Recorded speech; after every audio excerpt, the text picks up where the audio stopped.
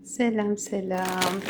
የዚህ ቦሚ አሰራር አብረን እናያለን ዛሬ። እኔ እንዴት አድርጌ እንደምሰራ አብረን እናያለን። ሌትስ ጎ።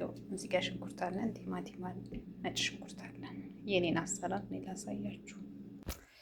እንደዚህ ከትፈናል። እዚህ ሽንኩርታችንን እዚህ ጋር ዘይት አሙቀናል። ዘይቱ ላይ እንጨምራለን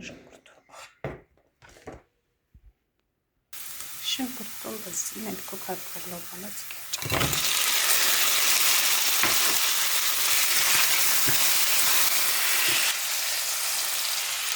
ነጭ ሽንኩርትና ቲማቲም ጨምራለሁ ማለት ነው።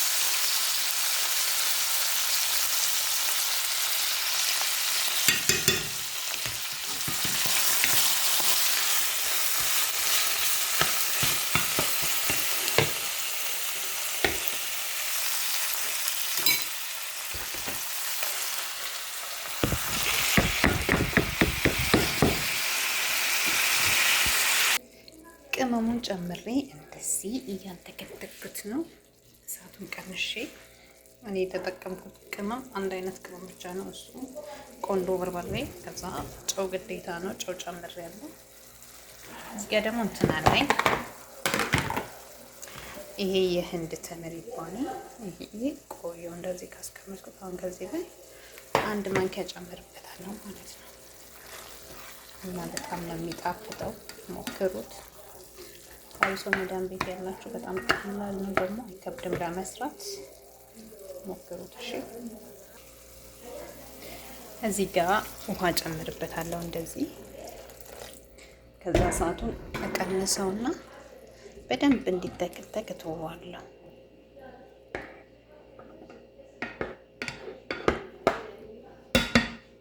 ከድነውና እንደዚህ ክድና አድርገውና በደንብ እንዲተከተክ እተወዋለሁ ማለት ነው። እሳቱን በጣም ቀንሼ ስለዚህ ቀስ ብሎ አያችሁት እንተከተከ። ዋው!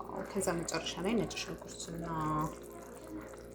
የድንብላል ቅጠል፣ ድንብላል ነው የሚባለው፣ የድንብላል ቅጠል እናደርግበታለን። መጨረሻውን አሳያችኋለሁ። በስተመጨረሻም